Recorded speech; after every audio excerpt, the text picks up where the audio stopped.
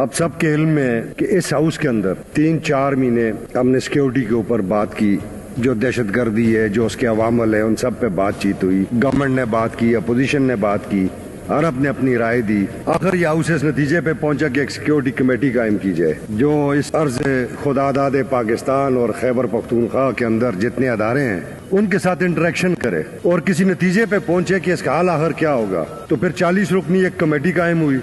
Security committee نے I G P, additional I Gs, chief secretary, additional chief secretary home, ان سب سے briefings لی۔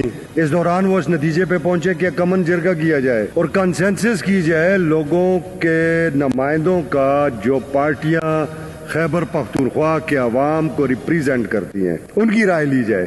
اس حال میں اسپیشل جرگہ منعقد ہوا جس میں 30 سے زائد پارٹیز کے اکابرین نے حصہ لیا، سیاسی، مذہبی، تمام جماعتوں نے۔ ایک ان کا جوائنٹ ڈکلیریشن آ گیا جو ہم نے بھیج دیا قومی حکومت کو بھی اور صوبائی حکومت کو بھی، وزارت داخلہ کو بھی، کہ صوبے کی عوام کی یہ رائے ہے۔ اب ایک اکائی اس میں رہ گئی تھی، فوج۔ تو پھر سیکیورٹی کمیٹی نے یہ فیصلہ کیا کہ اب کور کمانڈر صاحب سے بریفنگ لی جائے۔ یہ پروونشل اسمبلی ہے، یہاں چیزیں قاعدے اور قانون کے تحت چلتی ہیں اور آئین کے تحت چلتی ہیں۔ آئین کی کتابیں جو اختیارات ہمیں دیتی ہیں ہم اس کے تحت کام کرتے ہیں۔ ہم قطعاً کسی ایسے ادارے سے تعلق نہیں رکھتے جو آئین کی کتابوں کے اوپر چڑھ کے کھڑا ہوا ہے۔ ہم نے کور کمانڈر صاحب کو جو لیٹر لکھا ہے، کور کمانڈر صاحب اس صوبے میں فورسز کو کمانڈ کر رہے ہیں، پاکستان کی فورسز ہیں تو بیرون ملک سے نہیں آئی ہوئی، اور اس صوبے کے اندر کوئی بھی کام ہو رہا ہے اسے یہ صوبائی اسمبلی بھی دیکھ سکتی ہے۔ کوئی بھی ادارہ ہے، وہ وفاقی ادارہ ہے یا کوئی بھی ادارہ ہے، وہ فوج ہے یا کوئی دوسرا ادارہ ہے، اس کے معاملات کو بھی یہ صوبائی اسمبلی دیکھ سکتی ہے، آئین اسے اختیار دیتا ہے، اور اس کی اسپیشل سیکیورٹی کمیٹی بھی اسے دیکھ سکتی ہے۔ اب آپ نے بات کی کہ وہ نہیں کوئی نہیں ایسی بات، سارے مانتے ہیں، قانون کو مانتے ہیں۔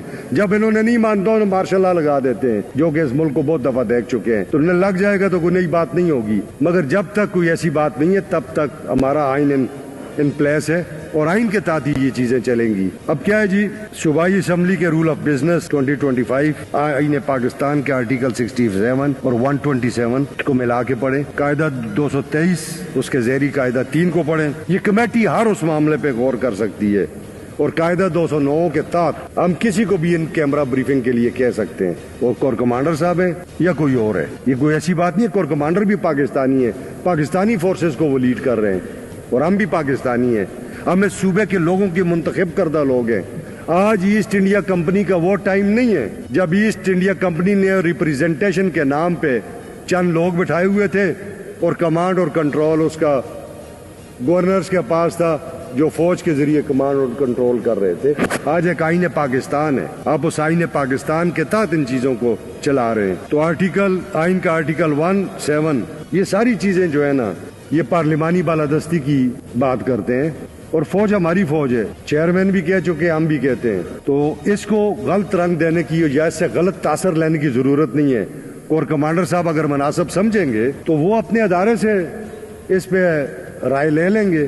ہم یہ سمجھتے ہیں کہ انہیں آنا بھی چاہیے، انہیں بریف بھی کرنا چاہیے۔ اس صوبے کا انفراسٹرکچر تباہ ہوا ہے، یہ صوبہ 25 سال سے لا قانونیت کو بھگت رہا ہے، دہشت گردی کو بھگت رہا ہے۔ اس صوبے کے بے شمار لوگ شہید ہوئے ہیں، بے گناہ لوگ۔ اس صوبے میں فورسز کے لیے فوج کے لوگ شہید ہوئے ہیں، ایف سیز اور لیویز کے لوگ شہید ہوئے ہیں، ہماری پولیس فورس کے لوگ شہید ہوئے ہیں۔ تو ہم کیوں نہ کنسرن ہوں اس بارے میں کہ ایک جو ایشو ہے، جب ہم اس کو بریفنگ لے لیں گے تو ہم اپنی اس ہاؤس میں اس کو ٹیبل بھی کریں گے، اپنی جو سفارشات ہیں وہ صوبائی حکومت کو بھی بھیجیں گے اور قومی حکومت کو بھی بھیجیں گے۔ فیصلہ پھر ان دونوں حکومتوں نے کرنا ہے کہ آپ نے صوبے میں آگے کرنا کیا ہے۔